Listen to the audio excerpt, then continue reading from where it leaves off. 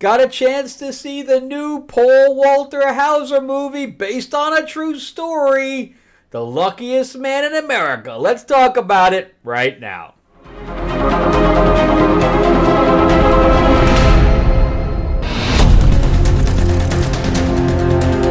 Welcome back to the channel, everyone. Thank you so much for spending time with me as we rant about movies, comic books, and television shows, as well as the occasional board game. I am your host, Frank Zanka. I'm an award-winning screenwriter, novelist, and comic book writer, as well as a filmmaker. And yeah, we're going to talk about this new movie. It's an independent film, of course. Try to see as many of those as possible. But also remember, too, that I am an award-winning screenwriter, so I also have books and things like that on Audible and on Amazon. So you can go to Amazon.com and just type my name in. You'll see my Destiny Aurora, my sci-fi quadrilogy. That's also been made into a board game and into a graphic novel, which should be on there as well. It's also been on Audible, so if you want to check that out, it's got male and female voices, so it came out pretty well. And it's also on Kindle. All my books are also on Kindle. You can also check out my fantasy novel, Tales of Ravenor, the Iron Witch. I also have a horror book up there called The Awakening. I have a superhero book called Shadow Raven, who's also in the Destiny Aurora franchise as well. And on top of that, I also have a biography called Escape from Berlin that takes place during World War II. So that's a little bit about my stuff. I'm working on a new novel right now, and I'm working on a new comic that we're going to be releasing after the movie I'm working on right now is finished. I'm going to be, jumping on that. And that is called Fairy Tales of Terror. It's going to be amazing. All right, so let's talk about this movie. I had heard it was decent. It takes place during the 80s, and it's a true story about a guy that basically beats a game show that I used to watch when I was a kid. So it was called Press Your Luck, and the big thing was like, no whammies, no whammies. So what happens is you're spinning throughout this rectangle, and it's around the logo. And basically it spins around, and whenever you hit the button, it stops, and you can either win money, or if you get a whammy, then all the money you've won up to that point, it goes down to zero. And so that's the story of this. And I did look it up, and obviously it's not going to be word for word for what really happened here, but there's a lot that is word for word. Anything that happened on the television is truthful, because they actually show the real guy, and they show the real host, and some of the stuff they took directly off what happened in real life. So Paul Walter Hauser is the star of this, and I wasn't too thrilled about him leading this type of, because it is a drama, right? It's not a comedy, because it's like I said, it's a true life story. So of course there's comedic pieces to it, but for the most part it's a drama. And only thing I really know him from is Cobra Kai, where he plays the goofball, right? He's the goofball, fat guy that everybody basically picks on and laughs at. And I'm like, can this guy even pull this type of real life character? So I wasn't even sure. But I am very, very impressed. The guy has some range.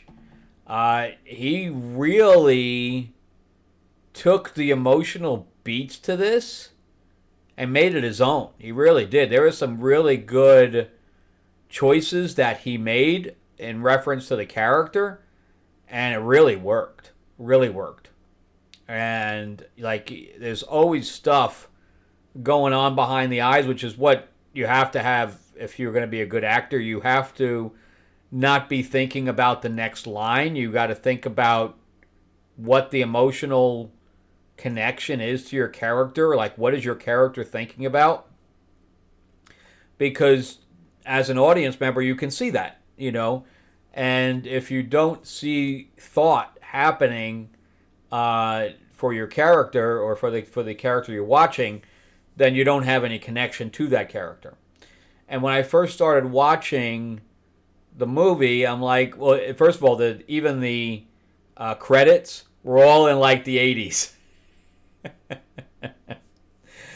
So I thought that was really cool. But when I first started watching it, I'm like, this feels like a made-for-TV movie. And I'm not sure it should have been released at a theater. You know, it's kind of like the dating game thing that What's-Her-Face did that was really bad. But this is a far, far, far better film than what she did.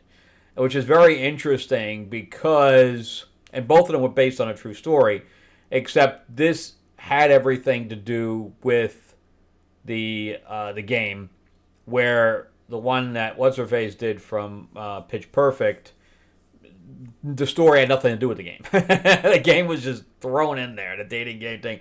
And the killer had nothing to do with it. It was like a day in the life of a killer as opposed to, the extended story. I don't recommend that movie at all. I thought that movie was really bad, and I don't think she has any talent for directing, unfortunately. Here, though, this is the interesting part. So this is written and directed by Samir Oliveros. And the other writer is Maggie Briggs. And I looked them up, and they've done nothing but shorts. Nothing. This is like his directorial debut kind of thing. And how did they raise the money for this? So it was shot in LA, because this is a big commercial for CBS as far as I'm concerned. And it was shot at the CBS studios. I wonder if it was the one in the Valley. I don't know for a fact. I haven't spent any. I have been to Radford there, CBS Radford, but my producing partner at the time was the producer of That 70s Show in Third Rock, and he was working down there. He had an editing bay down there at CBS Radford. So I used to go over there a couple of times, but I only went into like the bungalow, which is where he was at. I haven't spent any time this was shot in there. So I don't know if even CBS was the one. Like, this should have been like a CBS production, and I don't think it was. I don't even know who distributed this. But it has very little marketing, as always. I can't find where the budget is. The budget I found that it was like 25 grand. There's no way. There's no way. So the cast here is pretty big, which is why I say that. And yes, they're not any huge names. You're not finding Brad Pitt in here. But they're not tiny names either. So Paul Walter Hauser, he's also going to be in the new Police Squad movie, which that thing looks like crap as far as I'm concerned. Johnny Knoxville has a cameo. He's in one scene. And you have, James Woke. I was looking him up because he looks really, really familiar to me. And I don't know what he's from. So he played Superman and Harley Quinn, the cartoon. He played young Walters in Sonic the Hedgehog 3, which is probably where I saw him, but he's also from the Watchmen TV show. I know I've seen this guy. The Boys in the Boat. That's probably where I saw him. But anyway, he's got some stuff behind him. Haley Bennett is also in it, which she's relegated down to one scene. She only worked one day, because even her voiceover that she does, they could shoot that in a day. So she's only one location, 1 day shoot, and she's gone. And she was in Magnificent Seven. She was in Girl on the Train. She's done a bunch of stuff. She was in Till. She just has a pile of things, and she was relegated to like one scene, which I think she only had that one scene in the bad Kate Blanchett video game movie, Borderlands. I think she only had one scene. What's going on with her? She's pretty good, and she's not getting any any roles right now. Then you have Walton Goggins, of course, from Ant-Man and the Wasp and from Fallout, and he's got one of the main roles. He plays the host of the show. Then you got the guy. Oh, you have Maisie Williams in here, who looks perpetually 18 years old. I don't know what's going on there. I really don't. She never grows up, man. I don't know what's going on. Of course, she's from Game of Thrones. And I know they shot this a couple of years ago, 3 years ago, which I don't know why it's taken so long for it to come out. But it is. And you have David Stratham in here, who, he's done a pile of stuff. And it was interesting what they did with Shawnette Renee Wilson, because, again, it takes place in the 80s, and one of the biggest stars at that time, especially black stars, was Grace Jones. Grace Jones, she had her own style. She was also a Bond girl, as you probably know, with Roger Moore. I think that was Roger Moore's last James Bond film. And they made her look like Grace Jones. So they used that style. And I thought it really worked, actually. Whoever came up with that was a good idea. And they possibly were going after a true. I haven't found that character yet, or that person. So they might have been going off real life things, but I don't know that for a fact. But yeah, again, the storyline is that we have this down and out guy who goes to the CBS studios to be on this show that he watches religiously, supposedly, with his daughter and with his wife. And, he wants nothing else to be on this show. And once he actually gets on it, he wins pretty big, to the point where the studio executives go, you just busted our budget by this guy winning so much money. And heads are going to roll. So the head executive comes down, wants to fire somebody, and things to that effect. So, and of course we have backstabbing going on. So it's interesting that Hollywood hasn't changed.